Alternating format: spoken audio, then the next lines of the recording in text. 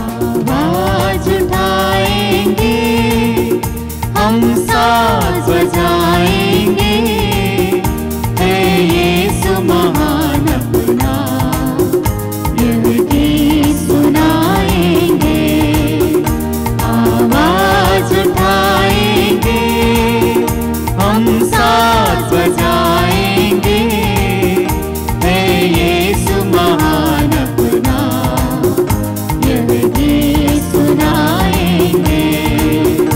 आवाज उठाएंगे, संसार की सुंदरता में यह रूप तो तेरा ही, इन चांद सितारों में है अक्षर तेरा ही। महिमा की तेरी बातें हम सबको बताएंगे, है यीशु महान अपना, यह गीत सुनाएंगे। आवाज उठाएंगे, हम साज बजाएंगे, है यीशु महान अपना, यह गीत सुनाएंगे। आवाज उठाएंगे। पिता और पुत्र और पवित्र आत्मा के नाम पर आमीन। हमारे प्रभु यीशु क्रिस्त की कृपा, ईश्वर का प्रेम तथा पवित्र आत्मा का साहचर्य आप सबों को प्राप्त हो। और आपको भी। ख्रिस्त में प्रिय भाइयों एवं बहनों, हम लोग फिर से एक बार प्रभु की वेदी के समक्ष एकत्र हुए हैं, जिससे हम उनको उनका ही बलिदान चढ़ाएं। प्रभु हमसे बहुत प्रेम करते हैं। उस प्रेम का प्रमाण उन्होंने अपने एकलौते पुत्र को देकर दिया है। जैसे कि हम संत यूहन्ना के सुसमाचार अध्याय 3 पद संख्या 16 में पढ़ते हैं, ईश्वर ने संसार को इतना प्यार किया कि उसके लिए अपने एकलौते पुत्र को अर्पित किया। उस प्रेम को यीशु ने मनुष्यों को दिखाया। मनुष्यों को उनके जीवन में जो भी घटनाएं घटी, जो समस्याओं से उन्हें गुजरना पड़ा, उसके लिए प्रभु ने उन्हें आशीर्वाद दिए, साथ ही साथ उनके रोगों को चंगा किए, उनके समस्याओं को दूर किए, चाहे वह शारीरिक समस्या हो या आध्यात्मिक समस्या। प्रभु के पास जो भी आए वे सब के सब चंगे हो गए। उसी प्रभु को हम पाने के लिए प्रत्येक मिस्सा बलिदान में भाग लेते हैं। इस मिस्सा बलिदान के द्वारा प्रभु हमारे पापों को क्षमा करते हैं, वह हमें अपनाते हैं, वह हमें अपने दत्तक पुत्र पुत्रियां बनाते हैं। उस ईश्वर के सानिध्य में हम अपने आप को लाए हैं। आइए इस मिस्सा बलिदान को चढ़ाने से पहले हम अपने को जांचें। हमारी जो भी गलतियां हैं, जो भी कमजोरियां हैं, उसे हम प्रभु को समर्पित करें, जिससे प्रभु हमारे पापों को क्षमा करे और हम प्रभु को वचन के रूप में और रोटी और दाखरस के रूप में ग्रहण करने के योग्य बन सकें। दया करो भगवन, दया करो भगवन, दया करो भगवन, दया करो भगवन, दया करो हे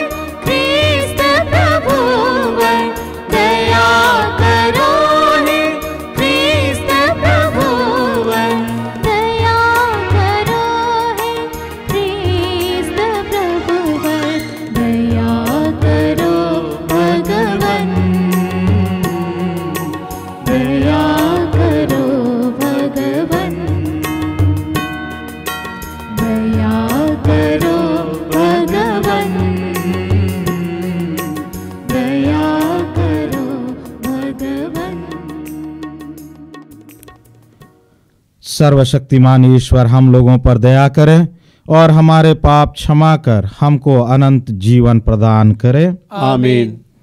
हम प्रार्थना करें।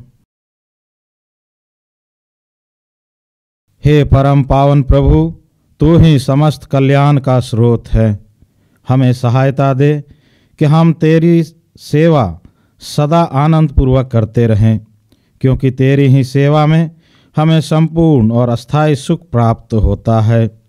यह दीन प्रार्थना सुन हमारे प्रभु और तेरे पुत्र यीशु ख्रिस्त के द्वारा, जो ईश्वर होकर तेरे तथा पवित्र आत्मा के साथ युगान युग जीते और राज्य करते हैं। आमीन।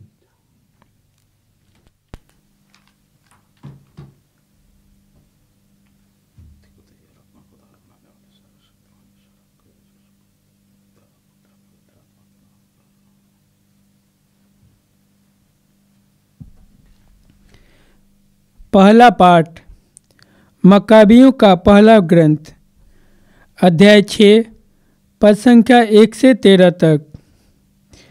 मैंने यरूशलेम के साथ अत्याचार किया था, इसी से मैं गहरे शोक के कारण मर रहा हूँ। जब अंतियोख पहाड़ी प्रांतों का दौरा कर रहा था तो उसने सुना कि फारस देश का एलिमैस नगर अपनी संपत्ति और सोना चांदी के लिए प्रसिद्ध है, और यह कि वहाँ का मंदिर अत्यंत समृद्ध है और उसमें वे स्वर्ण ढाल, कवच और अस्त्र शस्त्र सुरक्षित हैं, जिन्हें फिलिप के पुत्र सिकंदर, मकेदुनिया के राजा और यूनानियों के प्रथम शासक ने वहाँ छोड़ दिया था। इसलिए वह उस नगर पर अधिकार करने और उसे लूटने के लिए चल पड़ा, किंतु वह ऐसा नहीं कर पाया, क्योंकि नागरिकों का उस अभियान का पता चल गया था। उन्होंने हथियार लेकर उसका सामना किया और उसे भागना पड़ा। उसने दुखी होकर वहाँ से बाबुल के लिए प्रस्थान किया। वह फारस में ही था जब उसे यह समाचार मिला कि जो सेना यहूदियों पर आक्रमण करने निकली थी वह परास्त होकर हट रही है। लिसियस एक विशाल सेना लेकर वहाँ गया था, किंतु उसे यहूदियों के सामने से पीछे हट जाना पड़ा। अब यहूदी अपने अस्त्रों, अपने सैनिकों की संख्या और परास्त सेनाओं की लूट के कारण शक्तिशाली बन गए थे। उन्होंने यरूशलेम की होम वेदी पर अंतियोख द्वारा स्थापित घृणित मूर्ति को ढाल दिया।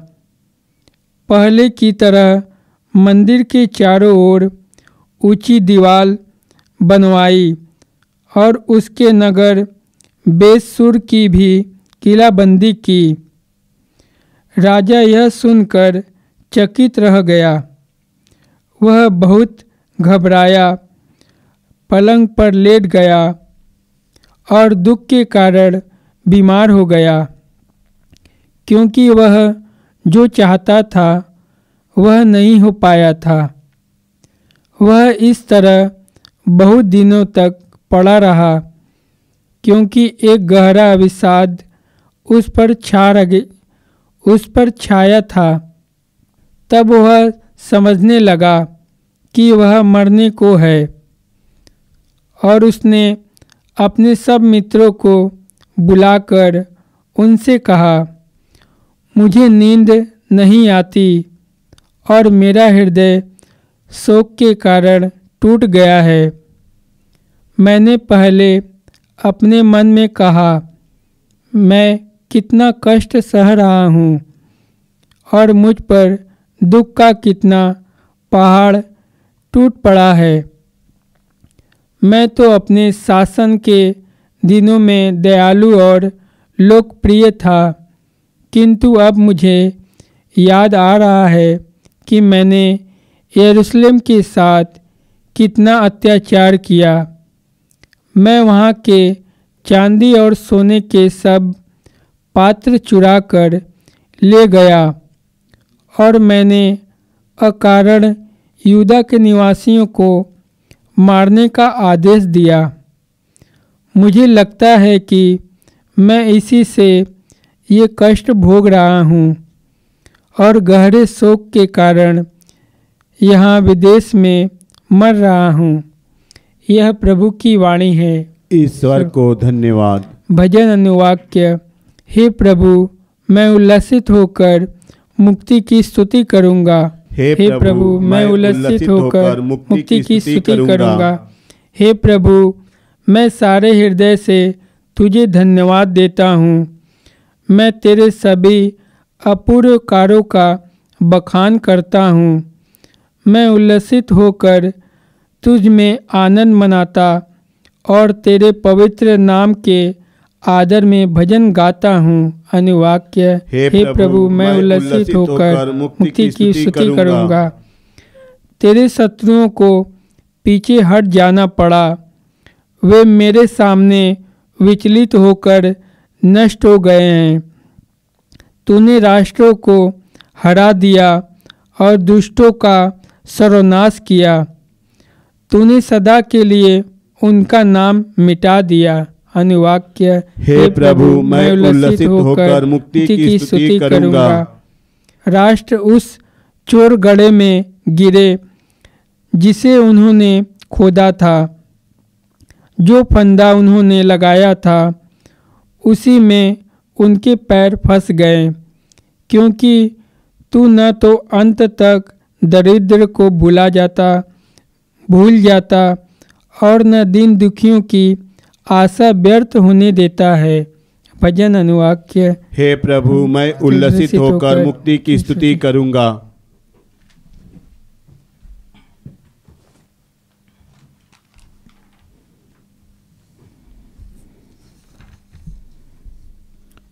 जय घोष।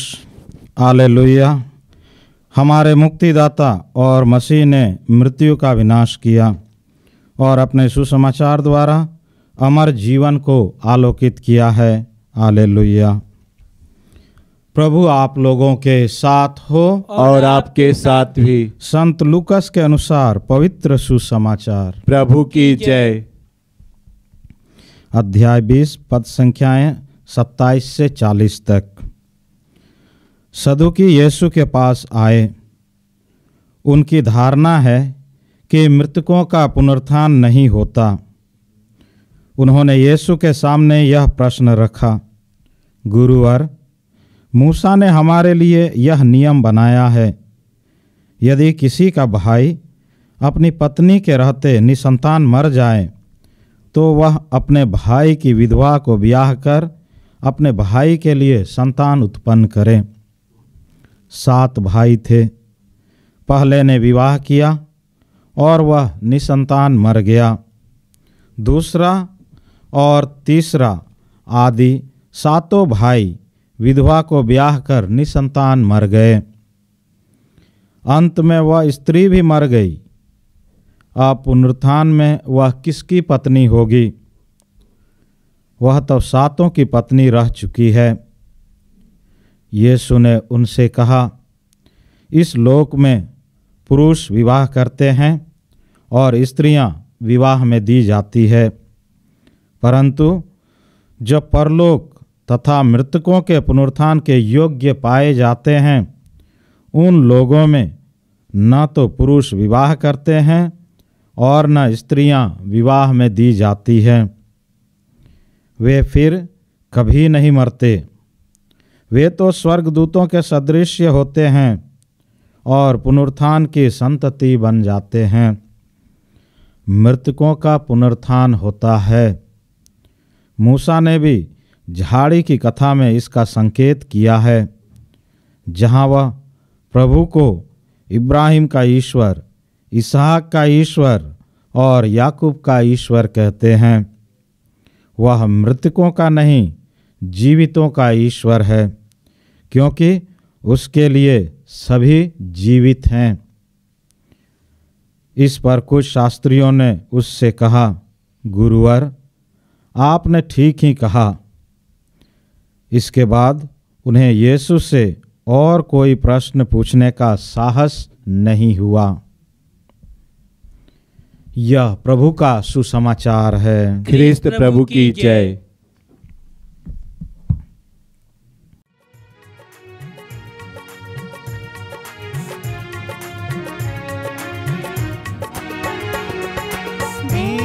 तुझे क्या उपहार, पास कुछ भी नहीं, तू हमारा है प्रभु, एक तुझ पे यकीन। दे तुझे क्या उपहार, पास कुछ भी नहीं, तू हमारा है प्रभु, तुझ पे यकीन।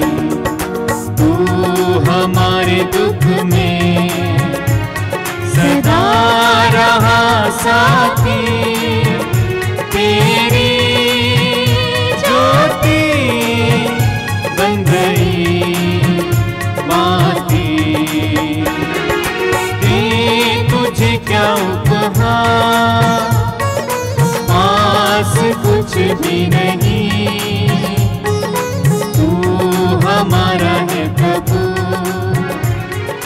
एक तुझ पे यकीन।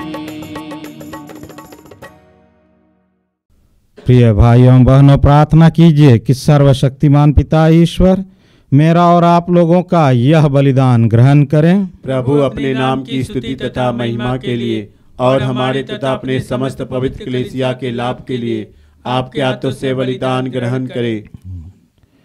हे प्रभु, जो उपहार हम तेरे पास लाते हैं, ये हमारे लिए तेरे प्रति अटूट भक्ति के प्रतीक बने, जिससे हम अनंत मुक्ति प्राप्त करें। ऐसी कृपा कर हमारे प्रभु ख्रिस्त के द्वारा। आमीन। प्रभु आप लोगों के साथ हो और आपके साथ भी। प्रभु में मन लगाइए। हम प्रभु में मन लगाए हुए हैं। हम अपने प्रभु ईश्वर को धन्यवाद दें। यह उचित और आवश्यक है। हे पूज्य पिता, यह परम उचित है, हमारा कर्तव्य तथा कल्याण है कि हम सदा और सर्वत्र अपने प्रभु ख्रिस्त के द्वारा तुझे धन्यवाद दें। हम प्रेम पूर्ण हृदय से इनकी मृत्यु का स्मरण करते हैं, विश्वास के साथ इनके पुनरुत्थान की घोषणा करते हैं और अटल भरोसे के साथ इनके महिमापूर्ण आगमन की बाट जोहते हैं। इसलिए हम सभी दूतों और संतों के साथ तेरा गुणगान करते हुए निरंतर एक स्वर से कहते हैं, पवित्र पवित्र पवित्र प्रभु विश्वमंडल के परमेश्वर, स्वर्ग और पृथ्वी तेरी महिमा से परिपूर्ण है। स्वर्ग में प्रभु की जय। धन्य वे जो प्रभु के नाम पर आते हैं। स्वर्ग में प्रभु की जय। हे परम पिता, तू वास्तव में पवित्र है, सारी पवित्रता का स्रोत है। हम तुझसे निवेदन करते हैं, तू यह उपहार अपने आत्मा के संस्पर्श से पवित्र कर दे कि यह हमारे प्रभु यीशु ख्रिस्त का शरीर तथा रक्त बन जाए। जिस रात को यीशु स्वेच्छा से मृत्यु के लिए सौंपे गए, उन्होंने रोटी ली, तुझे धन्यवाद दिया और रोटी तोड़कर उसे अपने शिष्यों को देते हुए कहा, तुम सब इसे लो और खाओ, यह मेरा शरीर है जो तुम्हारे लिए बलि चढ़ाया जाएगा।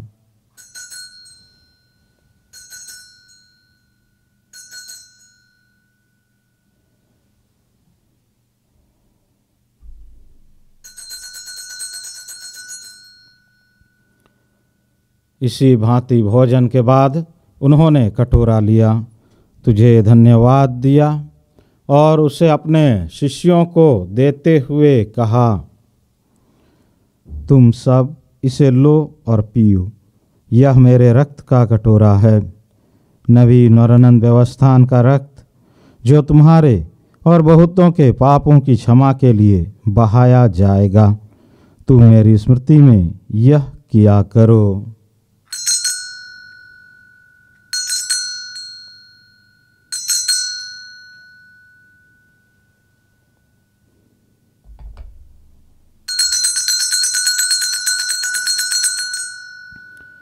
यह है हमारे विश्वास का रहस्य। ख्रिस्त प्रभु मर गए, ख्रिस्त प्रभु जी उठे, ख्रिस्त प्रभु महिमा के साथ फिर आएंगे। हे परम पिता, यह आज्ञा मानकर हम अपने प्रभु की मृत्यु और पुनरुत्थान की स्मृति में तुझे जीवन की रोटी और मुक्ति का कटोरा चढ़ाते हैं। हम तुझे धन्यवाद देते हैं कि तूने हमें अपने सम्मुख उपस्थित होने और अपनी सेवा करने का सौभाग्य प्रदान किया है। हमारा नम्र निवेदन है कि हम सब जो ख्रिस्त का शरीर तथा रक्त ग्रहण करते हैं, पवित्र आत्मा के द्वारा एकता के सूत्र में बंधे रहें। प्रभुवर हमारे संत पिता फ्रांसिस, हमारे धर्माध्यक्ष यूजिन जोसेफ और सभी याजकों के साथ विश्व भर में फैली अपनी कलीसिया की सुधि ले तथा इसे प्रेम में सिद्ध बना दे। हे प्रभु, हमारे उन भाई बहनों की भी सुधि ले जो पुनरुत्थान की आशा में परलोक सिधार चुके हैं। उन्हें और सभी मृतकों को अपने पुण्य दर्शन का सौभाग्य प्रदान कर। हम सब पर दया दृष्टि डाल कि हम भी अनंत जीवन के सहभागी बने और ईश्वर की माता धन्य कुमारी मरियम, उनका अति शुद्ध वर संत जोसेफ, प्रेरितगण और सब संतों के साथ जो युग युग में तेरे विश्वस्त सेवक सेविकाएं बने रहें, तेरा स्तुति गान कर सकें तेरे पुत्र यीशु ख्रिस्त के द्वारा।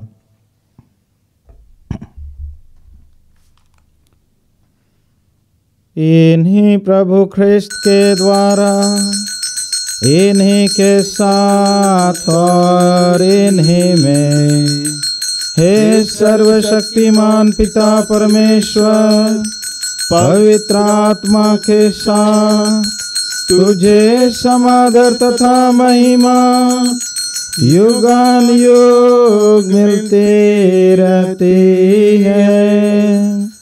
आमीन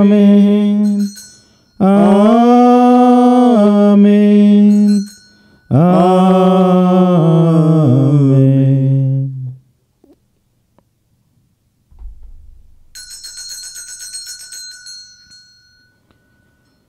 आइए हम सब मिलकर ईश्वर के राज्य के आगमन के लिए प्रार्थना करें, जैसे प्रभु यीशु ने हमें सिखलाया है। हे हमारे पिता जो स्वर्ग में है, तेरा नाम पवित्र किया जाए, तेरा राज्य आवे, तेरी इच्छा जैसे स्वर्ग में है वैसे इस पृथ्वी पर भी पूरी हो। हमारा प्रतिदिन का आहार आज हमें दे और हमारे अपराध हमें क्षमा कर, जैसे हम भी अपने अपराधियों को क्षमा करते हैं, और हमें परीक्षा में न डाल परंतु बुराई से बचा। हे प्रभु, हम तुझसे प्रार्थना करते हैं, सभी बुराइयों से हमें बचा और इस जीवन में हमें कृपा पूर्वक शांति प्रदान कर। हम तेरी दया से सदा पाप से दूर और हर विपत्ति से सुरक्षित रहें और उस दिन की प्रतीक्षा करते रहें जब हमारे मुक्तिदाता यीशु ख्रिस्त फिर प्रकट होकर हमारी मंगलमय आशा पूरी करेंगे। क्योंकि तेरा राज्य, तेरा सामर्थ्य और तेरी महिमा अनंत काल तक बनी रहती है। हे प्रभु यीशु ख्रिस्त, तूने अपने प्रेरितों से कहा है, मैं तुम्हारे लिए शांति छोड़ जाता हूँ, अपनी शांति तुम्हें प्रदान करता हूँ। तू हमारे पापों पर नहीं, अपनी कलीसिया के विश्वास पर दृष्टि डाल और उसे शांति तथा एकता प्रदान कर। तू युगान युग जीता और राज्य करता है। आमीन। प्रभु की शांति सदा आप लोगों के साथ रहे और आपके साथ भी। हम परस्पर शांति अभिवादन करें। हे ईश्वर के मेमने जो संसार के पाप हर लेता है, हम पर दया कर। हे ईश्वर के मेमने जो संसार के पाप हर लेता है, हम पर दया कर। हे ईश्वर के मेमने जो संसार के पाप हर लेता है, हमें शांति प्रदान कर।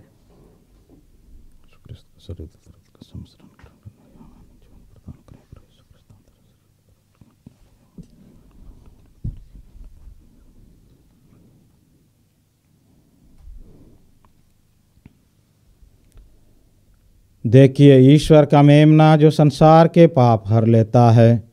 धन्य हम सब जो प्रभु के इस भोज में बुलाए गए हैं। हे प्रभु, मैं इस योग्य नहीं हूँ कि आप मेरे यहाँ आवे, किंतु एक ही शब्द कह दे और मेरी आत्मा चंगी हो जाएगी।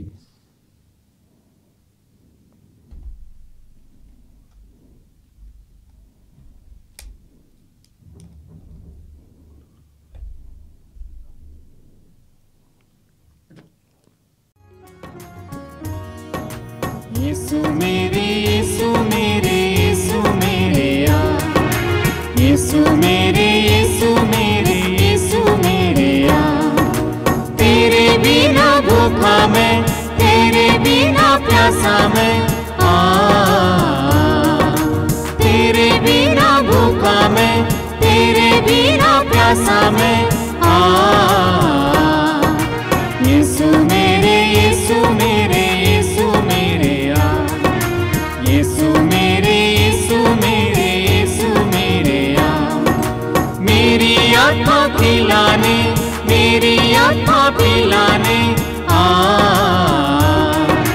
मेरी आत्मा पिलाने, मेरी आत्मा पिलाने, यीशु मेरे यीशु मेरे यीशु मेरे आ, यीशु मेरे यीशु मेरे यीशु मेरे आ। हम प्रार्थना करें।